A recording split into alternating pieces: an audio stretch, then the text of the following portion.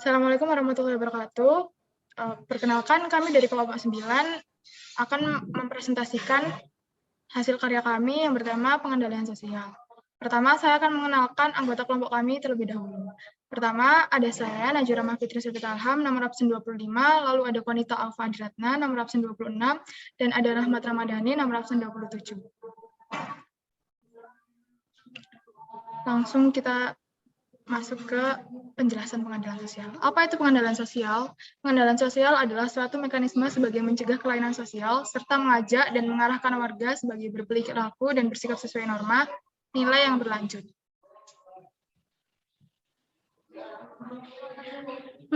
Menurut Joseph Astrouchak, pengendalian sosial adalah skala proses, baik direncanakan maupun tidak, yang bersifat mendidik, mengajak, bahkan memaksa masyarakat agar memenuhi kaidah-kaidah dan nilai-nilai sosial yang berlaku. Menurut Peter Albeger, pengendalian sosial adalah berbagai cara yang digunakan masyarakat untuk menertibkan anggotanya yang menyimpang. Dan menurut Bruce G. Cohen, pengendalian sosial adalah cara-cara atau metode yang digunakan untuk mendorong seseorang agar berperilaku selaras dengan kehendak-kehendak kelompok atau masyarakat luas tertentu. Next.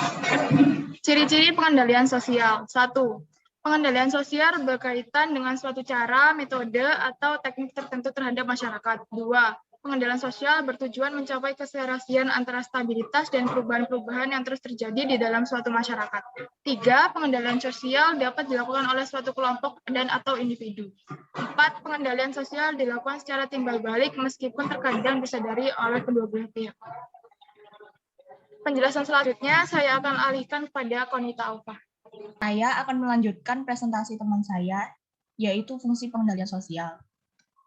Saya akan menjelaskan 5 poin yang ada di presentasi ini. Yang pertama, mempertebal keyakinan masyarakat terhadap norma sosial. Penanaman keyakinan ini sangat diperlukan dalam rangka keberlangsungan tatanan masyarakat. Yang kedua, memberikan imbalan kepada pihak yang menaati norma sosial dalam masyarakat. Imbalan itu dapat berupa pujian dan penghormatan, sehingga pemberian hadiah dalam bentuk materi. Yang ketiga, mengembangkan rasa malu. Budaya malu berkenaan dengan harga diri. Harga diri akan turun jika seseorang melakukan kesalahan yang melanggar norma-norma sosial di dalam masyarakat. Setiap pelanggar norma-norma tersebut dan mendapatkan celaan dari masyarakat. Yang keempat, mengembangkan rasa takut. Perasaan takut akan mengarah seseorang untuk tidak melakukan perbuatan atau tindakan yang dinilai mengandung resiko. Yang terakhir, menciptakan sistem hukum. Untuk tercapainya sebuah keselarasan dalam masyarakat, maka dibutuhkan suatu sistem hukum yang berlaku dalam lingkup masyarakat tersebut. Sistem hukum itu merupakan aturan yang disusun secara resmi dan disertai aturan tentang ganjaran atau sanksi yang tegas yang harus diterima oleh seseorang yang melakukan penyimpangan atau pelanggaran. Selanjutnya, saya akan membahas klasifikasi. Klasifikasi pengendalian sosial terbagi menjadi 2 jenis, yaitu yang pertama,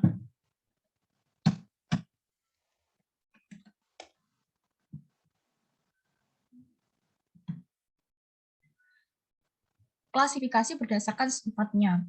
Berdasarkan sifatnya, klasifikasi pengendalian sosial terbagi menjadi 3, yakni preventif, represif, dan kuratif atau kurasif. Pengendalian sosial preventif adalah usaha yang dilakukan sebelum terjadinya pelanggaran atau bertujuan mencegah terjadinya pelanggaran. Pengendalian sosial ini biasanya berupa nasihat, anjuran, dan larangan atau perintah. Lalu pengendalian sosial represif adalah usaha yang dilakukan saat suatu pelanggaran terjadi yang ditunjukkan untuk memulihkan keadaan seperti sedia kala, seperti sebelum terjadinya pelanggaran. Pengendalian sosial ini dilakukan dengan cara menjatuhkan sanksi sesuai dengan besar kecilnya pelanggaran yang dilakukan. Selanjutnya, pengendalian sosial kuratif atau kurasif adalah pengendalian sosial yang dilakukan setelah terjadi tindak penyimpangan sosial. Tindak kuratif atau kurasif ini ditujukan untuk memberikan penyadaran pada pelaku penyimpangan agar dapat menyadari kesalahannya dan mau memperbaiki sehingga di kemudian hari tidak mengulanginya. Yang kedua adalah klasifikasi berdasarkan caranya. Klasifikasi pengendalian sosial berdasarkan caranya terbagi menjadi 2, yaitu persuasif dan koersif. Pengendalian sosial persuasif ditekankan pada usaha untuk mengajak atau membimbing. Misalnya, orang yang melakukan tindakan pencurian akan diberi pengertian, diajak berdialog tentang tindakannya, dan diajak untuk kembali ke jalan yang benar. Cara ini biasanya akan berhasil kalau ada keterbukaan dari pelaku pelanggaran. Berbeda dengan persuasif. Pengendalian sosial koersif dilakukan dengan kekerasan atau paksaan. Cara tersebut sering dilakukan dalam masyarakat yang keadaannya berubah-ubah. Akan tetapi, cara koersif sangat berbahaya lantaran kekerasan atau paksaan akan menimbulkan respon negatif, baik secara langsung maupun tak langsung. Selanjutnya adalah pengendalian koersif atau kekerasan. Ini pun terbagi lagi menjadi dua jenis, yaitu komplusi dan pervasi. Komplusi atau paksaan merupakan keadaan yang sangat sengaja diciptakan sehingga seorang terpaksa menuruti atau mengubah sifatnya, hingga menghasilkan suatu kepatuhan yang sifatnya tidak langsung. Lalu pervasi atau pengisian merupakan cara penanaman atau pengenalan norma secara terulang-ulang dalam kesadaran seseorang sehingga orang akan mengubah sikapnya sesuai dengan yang diinginkan. Selanjutnya presentasi akan dilanjutkan oleh teman saya. Baik, yang ketiga yaitu tentang tujuan dari pengendalian sosial.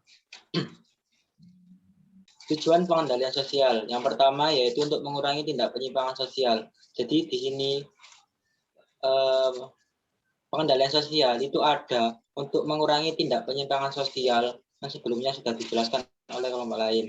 Kedua, membuat perilaku penyimpangan dapat kembali mematuhi norma-norma yang berlaku. Jadi ketika kita sudah mempelajari pengendalian sosial, kita akan dapat kembali mematuhi norma-norma yang berlaku sehingga kita tidak sampai terjadi di dalam sesuatu tindak penyimpangan sosial.